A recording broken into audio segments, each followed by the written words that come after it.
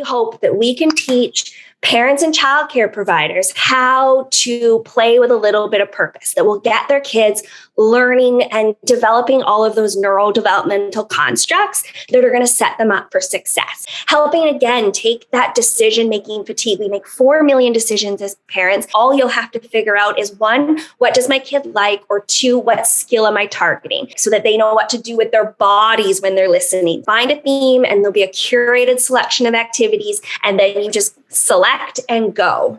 That's going to be a big one for me. I mean, I need about 5 bins of listening because my kids don't listen. I need my sass back. Oh, you too? Well, if you're done with a hot mess and ready to cook up some hotness, Mama, I got you. Hey, I'm Deb, Mama at Sass and Smalls. You're listening to Sass and Small Talk. We're going to talk about all the things, the mess, the cleanups, chasing the kids while chasing the dream. Join us here as we continue to find perfection in the imperfection of family life, while keeping things as sassy as they've always been before the drool, meltdowns, and potty mishaps came into the picture. I'm always looking for a way to fight through the funk of mamahood and find my sass. And I know I'm not alone. So grab your poison, throw on your comfy, and let's talk. Darling, I need my sass back. hey everyone, welcome to Sass and Small Talk. What a wonderful way to start the new year, having our very first guest on the show, Renée Jordan of Earlybird. She's a mom of 2, a business owner, an educator, and a curriculum designer with degrees in educational child development and instructional design. She, along with co-founder, fellow mama, and very talented designer, Sarah Hunter, developed Earlybird. She's here with us today as I've had some challenges balancing life here as a homeschool mama to my school-age kiddo while having a preschooler toddler in tow. And so she's got some pretty remarkable solutions to keep my little guy curious, stimulated, and constantly learning. And we're super excited to share some of those ideas with you today. You will see her passion and her commitment to ensuring that all kids, including her own, have a strong start that they so deserve in life. Introducing Renée Jordan. Hi, Renée. So Hi, good to how have are you you? on here. I'm good. How are you? Good. Enjoying the snow we're having. And I'm so excited to have you on here. I'm glad that we're in the same city so we can kind of, enjoy the weather together, even though we're not together. But Totally. I'm very happy to have you on here. Thank you so much for joining us. And I am so excited to be here. I have Renée Jordan here, this beautiful face in front of me. Unfortunately, we cannot be together, but this will have to do. She is here to enlighten me and to tell us, what she does and how she can help us. Believe me, I need you. This is how I came across this beautiful face, Renée.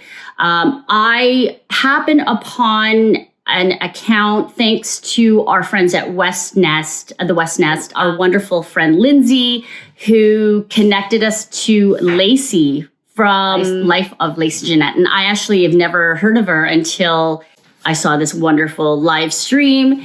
And so when I saw Renée on there, I was like, she's my people. She's my people. I need to talk to her. I need a piece of that in my life.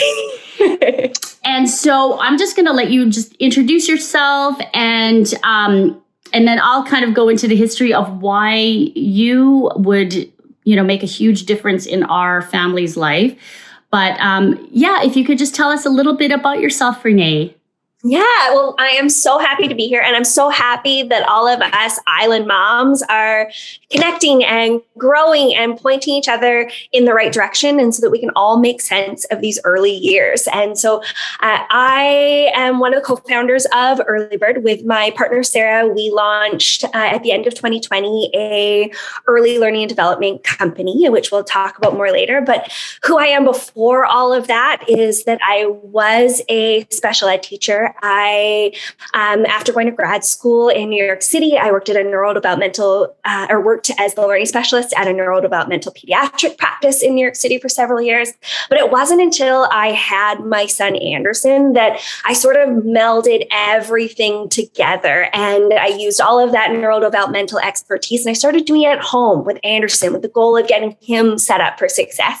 And I started sharing it on Instagram, mostly because I didn't want to spam all of my friends with kid account stuff. And so I started a second account to basically just show my mom.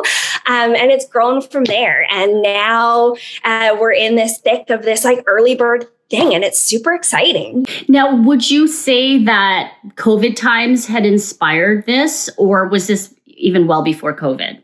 I started it before COVID. I was living in Seattle away from family and started doing it at home then. But I would say that in COVID times, especially I started my second mat leave in the middle of a pandemic, and mat leaves look different. There aren't the baby groups, there aren't the library readings, there aren't all of these things to be connecting with other moms and building that sense of community in person. And so I started even more actively doing the things at home with my second child, Francis, and sharing more and more online and building all these digital connections, like with Lindsay and with Lacey and with you.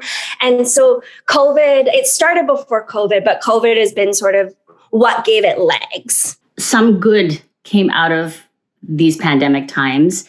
And, a big part of that is kind of parental kind of involvement in the learning of our kids, right? And I myself, being an online business mom, work at home mom, I'm kind of forced into the situation where I'm the educator, for those first early months. And then later it became like, now I'm homeschool mom and I'm owning it. I love it. But my focus has always been on my school age child and her being, a 10-year-old, grade 4 at the time when this all went. No, it all went down oh my gosh, it all went down when she was in grade 3. Oh my God. It's been years. What in the world? Then I had this toddler who was just like, he was just absorbing information as we kind of play with him. And, you hear learn through play. That's a big part of it. He's really picking things up, which is amazing. And then he actually started preschool this year. And I was super excited about it. But he got sick every week. Oh, no, every 2 weeks, every week and a half. He got sick. And it would just push us back even more. It would push my daughter back learning because I was always snuggling with him. And then, just the balance has just been just crazy. And so we pulled him out of preschool. And I happened upon your account around the time I was making this decision. So I'm going to tell you something, girl. Your account, because I went and I did the whole stalker thing. And I'm like, let's see who this Renee is all about. And so I'm reading about you and I'm reading your strategies and, your background. I thought, oh my God, she's the answer. It's like the heavens opened up, the clouds parted, and then like out came Renee and Sarah and all your wonderful knowledge. And this is where I'm having an issue, is that I have all these ideas in my head. I'm a Pinterest follower, all the fun things, but putting it together is my issue. I don't have time. I'm already busy with my daughter. I can barely make it to the kitchen to cook for these people, let alone put things together. And so that's what I loved about your work and your service to other families. So could you tell us a little bit more and dig a little deeper on what you offer as far as a service? And then I'll tell you why. Well, pretty much you'll know why, like my readers and listeners will know why she is so awesome. Talk to me. But yeah, that is exactly what Earlybird is hoping to do, is help parents and childcare providers sort of make sense of these early years. Because we know from all of the research, we know that right now, about 56% of kids are starting kindergarten from behind with at least a challenge in one core developmental area. And we have this longitudinal data. We're looking at people in their 60s and 70s, and we're seeing that if they started kindergarten from behind, they aren't catching up in school. But not only that, their college enrollment is lower. Their job prospects are lower. Their income earning potential is lower. And on the positive side of that, kids that started school strongly, we're seeing this generational protectiveness in that their kids and their grandkids are also performing better. And so it sort of shows us that, like you said, your son is this giant sponge and he's soaking up so much. And yes, we are a play-based learning company. We fully believe in play-based learning, but purposeful play. So we hope that we can teach parents and childcare providers how to play with a little bit of purpose that will get their kids learning and developing all of those neurodevelopmental constructs that are going to set them up for success. And so we give you all of the information, we tell you what skills they need to be doing, and then not only that, we take it a step further. We give you all of the activity ideas and all of the printable resources so you can just print and play. We have a lot of no print stuff, but you can just pick something out on our platform, print it out, and get going. And our whole goal is that you can do this, no teacher training required and no fancy materials. You don't need a $100 toy. You don't need a fancy preschool tuition. You have the power to do all of these things. And even if you don't want to learn all those neurodevelopmental constructs, you can just be like, hey, Renee, hey, Sarah, you do the thinking for me. I'm just going to log on to Earlybird. I'm going to pick something and I'm going to have the confidence to know that my child's cognitive development is growing and being impacted just by doing this like 10, 15-minute activity once a day, a couple of times a week, whatever works with your family rhythm. Most parents are well-intentioned. We have these plans. We write down our goals. You know, it's the start of 2022. I'm going to just kill it with homeschool. I'm going to be focused. I'm going to do this. And then next thing you know, it's 2023. And I'm like, what did my kid learn? And I think that's, giving ourselves credit, all of us parents, we're doing the best we can. But I want to leave some of that planning and some of that, the neurodevelopmental expectations and milestone, kind of the measurement. I want to leave that to the professionals. And I think that's where you are just an answer to my prayer, because I'm also part of the sandwich generation. So I'm taking care of my aging parents. I'm taking care of my daughter. She's got some special learning accommodations that need to be in place. And then I've got this sponge for a son who's dying to learn, and he's super independent. And I think this is also what drew me to you as well, is that your program encourages this amazing independent learning, even though you do, of course, encourage the parents to be involved. It's like the guidance is there, but don't know it as well, obviously, as you do. So talk to me about that. That's my goal, independent play. And like I always joke, my goal for my own kids is to make them rock stars in kindergarten so that they can do all of these things independently. And I'm a big fan of drinking hot coffee while they play and learn. And so the first couple times that I do an activity, I do it with Anderson and I do it with Francis and I teach them how to do it. We dig in really deep. But then with that Instagram Live that you saw with Lacey, we dug into it where I set up task bins. So I keep all of my Earlybird materials organized into different bins, and I've set up the activities in there. And then from there, Anderson gets to go and choose which bin he'd like. So we have a sticker bin, we have a coloring bin, we have a Play-Doh bin. And I know you're like, well, I have coloring, I have Play-Doh, I have all of these things. And that's what Earlybird wants to show you. We give you the purposeful ways to use all of these materials that you already have to get your kid's school ready. And so he goes into these bins and then he starts doing it independently. And normally when it's me doing this direct instruction with him the first time, it's a short activity. Like kids on average usually only have an attention span that's 2 to 5 times their age. So for a 3-year-old, if he hangs out for 15 minutes, that's fantastic. That was a great lesson. But what I start to see when he goes and we do this whole thing called child-led learning, where he goes and he selects a task bin and chooses his own activity, he plays for so much longer. And he takes it in a completely different direction. And so that's the goal of Earlybird. We give you these purposeful materials to get your kid learning. And then we're also going to help you have some hot coffee, hopefully, and get them learning independently. Yes to the hot coffee. I absolutely love this. And I'm going to put in the show notes in the comment section the link to yours and Lacey's live stream. I think I can get my hands on that. With Lacey's permission, because I think that video was really great.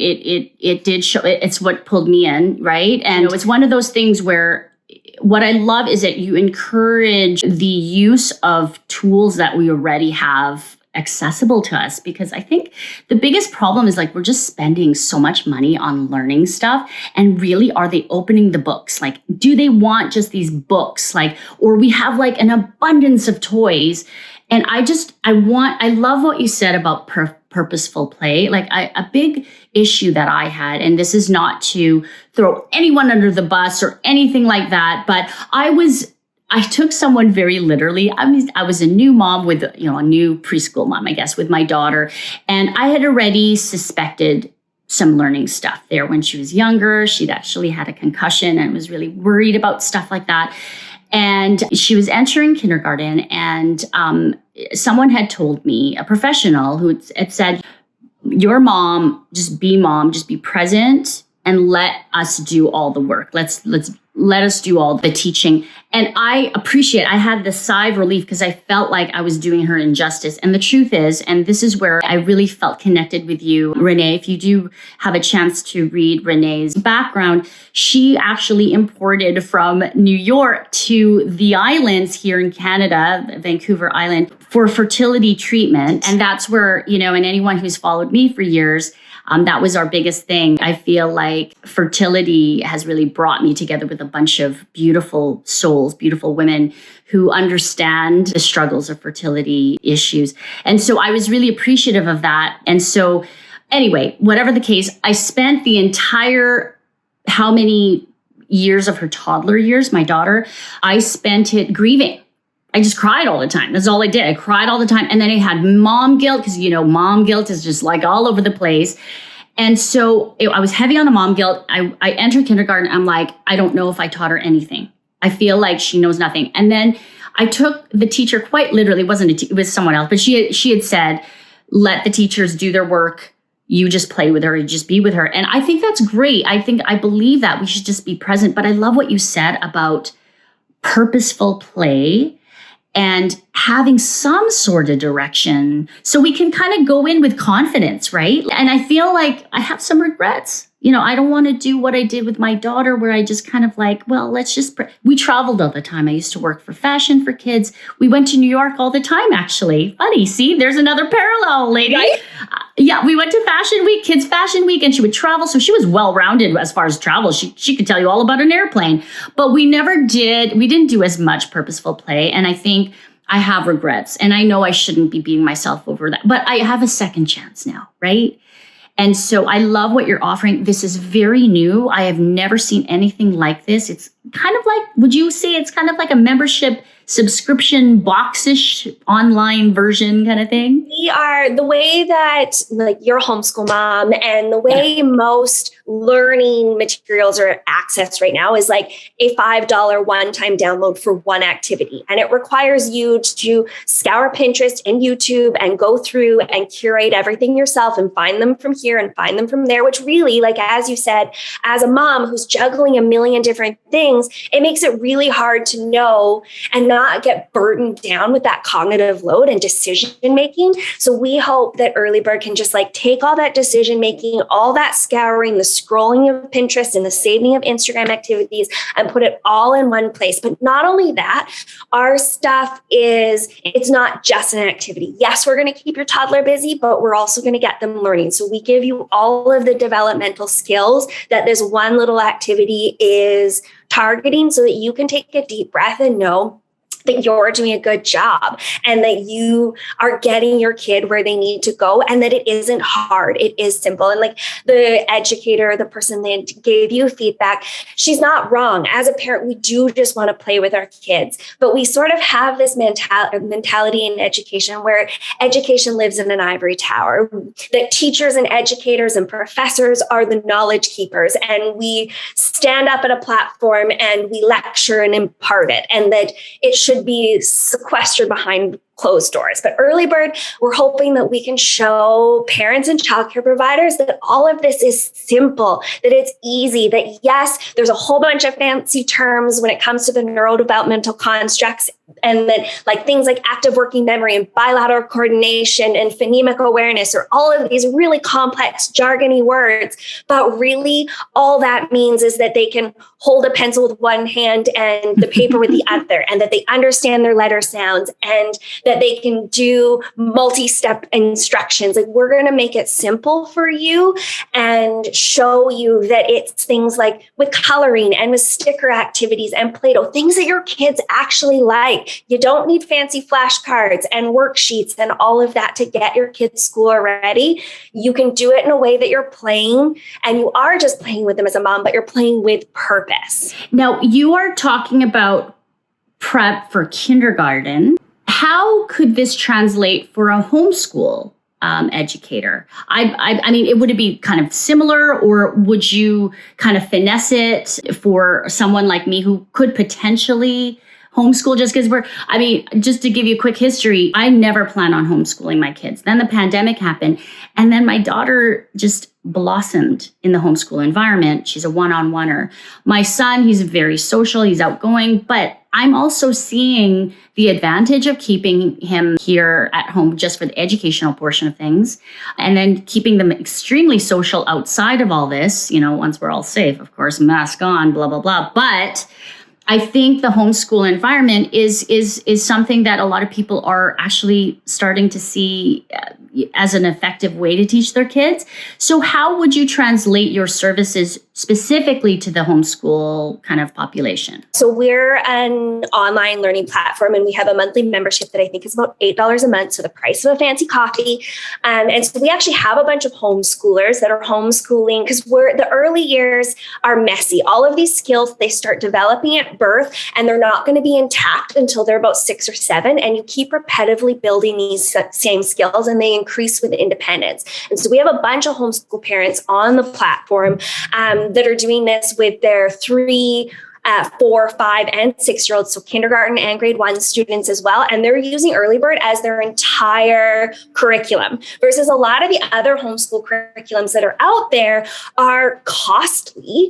Yes. And so we have enough on our platform that, and like, you're a homeschool parent, you know how much, like, you're not doing 6 hours of school a day in homeschool, because there's so much learning that happens as kids just go through their regular life. Like you said, when your daughter was on a plane and going to Fashion Week, there's so much rich learning and language and numeracy in everyday life.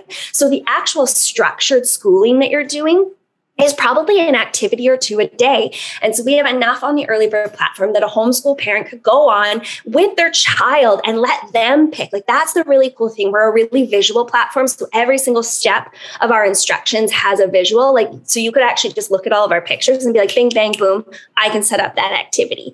But what I'm hearing from homeschool parents is they'll log on in the morning, they'll scroll through some of our visual, like some of the pictures with their kids will pick it and they'll set it up and they'll go, and that'll be their learning activity for the day. And then they'll discuss it later. And so we can be that one-stop shop for parents that are doing that early years or looking to even build those foundational skills. We've also started to see, I have some members on the Earlybird platform that have kids that are in grade 2 and 3, but they're struggling with those foundational reading skills. Like, they still don't have those letter sounds and stuff yet. And so they're coming to the Earlybird platform to do play-based ways, because you mentioned that your daughter is having some learning like diversities right now. Yeah. And kids that are feeling that emotion tend to shut down when anything looks like school. So if you put a worksheet in front of them, they usually get an emotional response and they're just not feeling it. But if you pull out a deck of letter cards and you play Go Fish and you do it with letter sounds,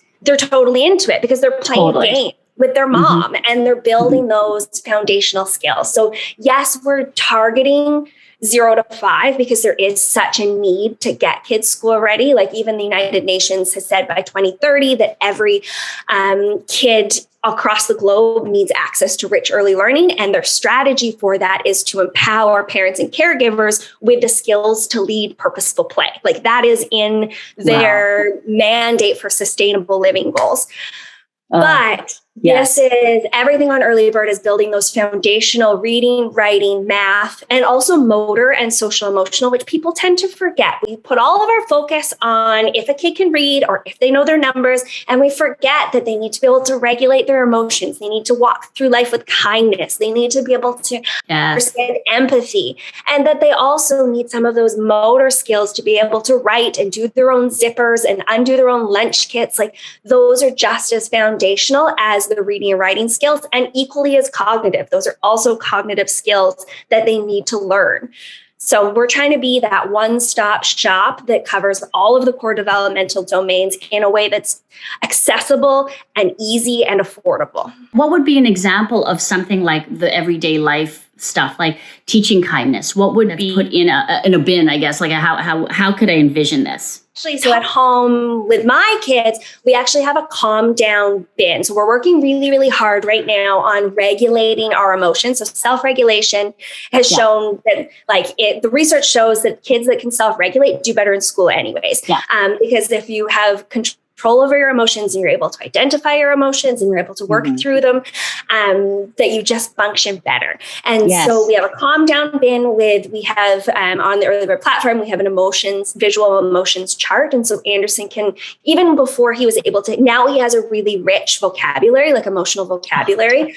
But before that, he was able to point to the chart and tell me what he was feeling. We have our glitter jar in there, which is a nice sensory regulation jar. We have our social stories on the Earlybird platform. We have a whole bunch of social stories, which are just very clear, succinct, to the point, printable stories that teach things like how to handle the word no and strategies like, okay, so mom says, no, we can't go to the park today, but yes, I can go play with my toys. So trying to find that yes in things. One's on listening. So we have our visual representation of listening and what listening looks like so that they know what to do with their bodies when they're listening, so that they need to have their ears listening, their eyes looking, their hands still. And also giving them, toddlers have this desire to know why. And so when we tell them, hey, just listen, it shuts down. But when we tell them that we listen so that we can participate in a new activity, so that everybody stays safe, so that everyone feels included and heard, because they like to feel included and heard, and we give them that why, it's powerful. And so that's what social stories do for them. We're so hung up on the skills, the skill set, the numbers, the letters. We try to implement teaching kindness and empathy and emotion regulation, self-regulation, all that. We try to implement that in our everyday, but it's true. Again, it's not purposeful teaching. We're just kind of like, I want opportunities to be able to say to my son, this is how you look when you're sad, or this is how we listen. That's going to be a big one for me. I mean, I need about 5 bins of listening. Because my kids don't listen. You know what I love about this too? I love how you said that it kind of goes beyond the 5 years. My daughter loves to teach my son. That empowers her. And I think another kind of thing that I can, like, the wheels are turning, right? I can envision her kind of guiding him with a bin, or like he'll choose the bin and then she kind of partners with him, and then teaching and learning happens simultaneously on both ends. Yeah. And I love that. And my son loves to pretend play. So he loves to pretend he's a teacher. She loves to pretend she's a teacher. They pretend they're in a market. I noticed that you had like money stuff going on. You even have a little coffee thing. This is why I love Renee. She's my people. She put a lot of, I know you and Sarah, both moms. She's a designer. I don't know who came up with this concept with the coffee or that hot cocoa thing, but oh my God. Like, I was like, I want that. I want that. I mean, there's a lot of a la carte activities that I was super attracted to. Now, my question is, for a mom like me who's ADHD, I've got about a million things going on in my head. You have a lot to choose from. You really do. So my question is, do you have any recommendations either on the site, or if we do any one-on-one chats with you or whatever, to get some guidance from you? Are there recommendations on how to go about choosing? I mean, I know you want to encourage them to eventually choose for themselves, but to be able to cover kind of all facets. Do you have any recommendations of how parents can start to choose? Because I know for me, I was a little overwhelmed by how much was available. Where could we start? So that's actually a perfect segue. Sarah and I are going to be launching, we're just tweaking it up with the developer that's helping us, but we're launching themes. So we have all of our things in all one spot, but we're also going to have themes. So if your kid loves dramatic play, we'll have a dramatic play theme where you can go and it'll have all of our dramatic play ones from there and they can choose from there. Or if you have a kid that's working on their alphabet knowledge and that's the skill that you're targeting, you can go there and you can pick one of the activities. So sort of helping, again, take that decision-making fatigue. We make 4 million decisions as parents, but how do we know which one to do in this real moment? And so we're hoping that all you'll have to figure out is, 1, what does my kid like? Or 2, what skill am I targeting? If you have the answer to those 2 things, you'll be able to find a theme and there'll be a curated selection of activities, and then you just select and go. Do you recommend this for, let's say, daycares, different ages, different stages, but within that 0 to 5 age group? That's the cool thing about these early years, is that all of these skills, because I said that they start and then they build and they're recycled again and again until they get there. We actually had over Christmas, because we have a gift subscription too. And so if you're a mom who wants to get their kids like school ready, but if your kid's in childcare or you work full time, a lot of parents gifted to their childcare provider an Earlybird subscription this Christmas, which was super fun. So we're seeing a whole bunch of daycares and childcares using us as well. And because normally then in a preschool or a daycare setting, they'll set up welcome centers in the morning, and that's what the Earlybird activities are perfect for. So they'll usually have like a couple tables set up, sort of like the task-bin idea that Lacey and I talked about, but in a bigger capacity, where then the kids go and choose from there. And so, so our goal at Earlybird is sort of to meet anybody where they're at. And we're constantly thinking and getting feedback from all of our members on what makes this the most usable for them. What element can we add to the platform that makes this even richer of an experience for them? Is it just like month to month, this is all that's available that month, and then this month, and how does that work technically? So that's what we do differently. Once you sign up, you have access to everything forever. And so we do have a weekly newsletter that we send out with the new activities, and also usually a little digestible bit about early childhood development. But once it's up on the platform, you can have access to it forever. And we also have capacity on the platform to save activities. So if you see something that comes through in the weekly email and you're like, oh, that would be great, but my kid's busy doing this thing now, it'll be great for 2 weeks down the road, you can open it up, click save, and it'll save it to your saved folder, so that then you can go back and find it again when you actually do need it. Would you say that a parent would probably, do a week in advance planning, or is it kind of a day to, you were saying first thing in the morning? I'm not really a morning person, Renee. Fair. I'm a night owl. Do I do this on Sunday, kind of like meal planning kind of thing? Or is this a day-to-day thing? Or what do you recommend for people like me? I get that question a lot. Like, how many activities should I be doing? And my answer is probably wishy-washy, in that it's whatever fits with your family rhythm. There is no wrong way to do any of this. If you are exposing your child to these unique experiences, they're going to do awesome. And so if it was a homeschool parent, then you're going to be a little bit more structured. You're going to do all your planning on a Sunday night, much like a teacher does. And you're going to be like, here are the 5 things. The nice thing about a lot of the Earlybird materials is that you use them again and again. So you could just pick a few activities and do them multiple times that week. Like art projects are usually a one-time hit, but we have a lot of learning games. We have a lot of math games. We have a bunch of motor activities that are art related, like sticker activities and coloring activities. So you can just print off a bunch of those, paper clip the stickers to them, and you're good to go for that week. If you are a stay-at-home parent that eventually will have their kid in care or in a preschool program, you're probably going to do an activity like every other day. You're going to use it more to buy yourself that 15 minutes. You're going to use it because you want to keep your child busy and learning, but you also need to get the dishes done. Yes. So that's the goal of Earlybird, is sort of to be flexible and meet you wherever you're at. We give you all of the information you need and all the materials to do it, and then you get to choose your own adventure. Let me take your founder of a business hat off. And I want to talk to you as a professional in your field, from a personal standpoint, as a mom. A lot of the pandemic homes are suffering from overuse of on-screen use for kids this age. And I'm one of them, because we got super desperate. We turn on the TV. I need him to stay put. So I'm like, here's a TV, or here's whatever.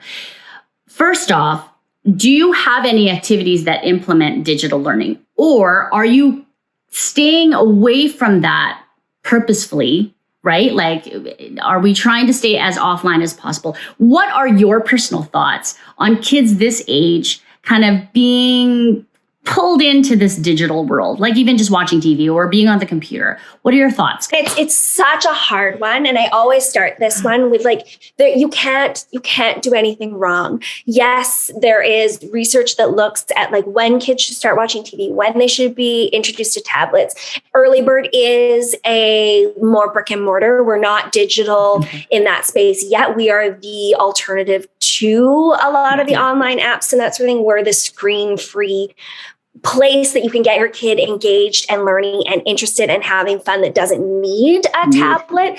That being said, like, we're all doing the best that we can do. And there's so much rich content out there that so my advice always because I think screen guilt is a huge thing for us, like especially this generation of mom. And it's funny because I think like so many of us grew up watching TV and we're fine. But at the end of the day, it's about it's about intentional choices. So like Daniel Tiger, one of my favorite digital co-parents, like the educators and psychologists behind Daniel Tiger are brilliant. I did some work with Sesame Street when I was living in New York City, and they also have a fantastic team of educators that work there as well. Yeah. And so there are choices that you can make with screen time that aren't going to benefit your child cognitively, but there's also ones that you can put on. Anything by PBS. The teams at PBS that are educational experts are fantastic. They have your best interests in mind. Apps is a little bit more hit or miss. There is some research around dopamine hits in juvenile developing brains. And so you don't necessarily want the Candy Crush style things going on. I'm more hesitant of those, and TV, not hesitant of it all. There's some of the apps that I'm a little bit more precarious about, but there's also rich apps like Learn with Homer. It's a learn to read app. Again, it's a bunch of Harvard educational experts that created it with the goal to empower children's learning. So it's sort of finessing what works. And we do have a highlight on our Instagram that highlights some of the digital tools that we do like love and believe in. And I'm always happy if people want to DM me and ask their opinions. I'm happy to give my personal professional opinion on it. One of like my favorite quotes is that like kids just need a little bit of room to wiggle and a caregiver who loves them, because that's what the research shows. Like the research shows that if there's a caregiver that's engaging with them and they're having some interesting cognitive and sensory experiences, they thrive. And so we're helping provide that. I'll be excited to see where we're a baby company. I'll be excited to see where Earlybird grows and what we can do. But until then, we're happy to recommend digital resources because we're one part of your day. And we're also happy to give you our professional expertise and opinion on how to navigate some other aspects of your day, because we all need that hour of TV time. Anderson, after dinner, from dinner till bed, that's where he gets to pick some shows and he gets to unwind. And we all need that in our day. We do need time to just like turn off and relax. And we as parents need to not be guilty about that. The kids need that downtime too. Their brains need that downtime as well. Well, I didn't know I was getting a therapy session out of this, because I certainly did. I'm telling you, the mom guilt is real. And I know that I'm not alone in this mom guilt thing. But I'm probably one of the very few in my circle that puts limits. And I still feel super guilty. And I mean, I'm lucky that my preschooler, or we call him preschooler, but he's not going to preschool, but like his age, toddler, I still consider him a toddler, baby, really. He thinks he's a baby. I'm lucky he doesn't love digital. He doesn't care for it. I mean, but I can't keep him busy, but he does love learning. That's why I think this is a great fit. And this is where I really wanted you on here, Renee, because I want to take my listeners on my journey of organizing my life as a mom, a homeschool mom, to toddler and to a homeschooler, and being able to see, is this a right fit for me? And I want to take everyone on this journey. And so I appreciate your guidance, because I feel like I have access to you. The one thing about Renee that I love so much is that you absolutely are accessible. I can DM her and then boom, before I even press send, she's answering me. And it's crazy. The woman is absolutely amazing in that she loves the concept behind what you put out there. You love it so much. I could taste it in your passion. I'm sorry that this isn't up before Christmas, because I really think this is a beautiful gift to give to families with younger children, or even just children in general. I'm going to use this with my 10-year-old. I'm sorry. Yeah, I think it should say for ages 0 to 5 and then Deb's kids. Because done. Because I think this will be super effective for me too. I mean, I think it'll be good for me, because I personally cannot put things together the way my brain wants to, right? Like my brain wants to do, I want to be a Renee and Sarah. I want to be you, but I'm not you. So I'm going to leave it up to you. And I'm going to see if the whole thing works for the Bellino family. And I'm pretty darn sure it will. So I don't know. Renee, do you have any last thoughts? Any last, No, I am so excited to see where your kids take it and what they do with it. And I cannot wait to see in a week, a month, and 6 months from now where they're at. And I'm hoping you're feeling empowered and that you've shaken some of that mom guilt and that you have confidence in yourself that your child is going to crush it in life, in school, whether it's homeschool or whether they go back to regular school, or just be a good all around human. Like that's my goal. You're right. I absolutely love what Earlybird does, but really I love people and I love kids and I love helping other moms and childcare providers make sense of all of this. And I'm so happy to share my years of experience and my schooling and take one decision off their plate so that they can just take a deep breath and know that they have something that's doing the thinking for them and they can have confidence in. I'm so excited. Like, I just feel like 2022 is going to just rock, at least in this department. I can't guarantee the rest of the global climate, but we are going to focus at least on one good thing. I feel very confident that this is going to work for us.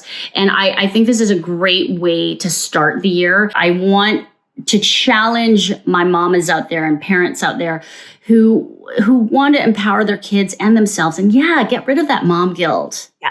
Get rid of it. I want to just take it and just throw it out the window like COVID. Just get rid of it. Because I think what we need is to know that there are options. We have options. And I am grateful for the digital world, because if it wasn't for the digital world, I wouldn't have bumped into Lacey's stream and Lindsay's Insta story, and I wouldn't have seen this beautiful human who really is just the answer to my prayer. I just really need this to happen. So I'm very excited for this to go, forward. I will keep you posted, of course, Renee. I will keep my followers posted. I really encourage you. In the show notes, I will add links. Take a look at this membership. Give it to some,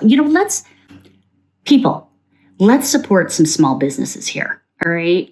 Let's do this. That's one thing. Also a mama business. I mean, mama business, please, that you got me at mama, right? And there's just so many people you can touch in just our community alone. So I'm grateful to you, Renee. I'm grateful to all my listeners for listening and being here and understanding that I think this is really a need. I think this is something we can really turn things around in our families. Renee was here when we were having technical difficulties. You just know the woman's patient. I mean, she's so patient. She's been doing her, empathetic exercises in her bins too, because she is so patient. Thank you so much for being on here. I love seeing your beautiful face. I love that we're starting the year right. Yes, this was so much fun. Have a great day.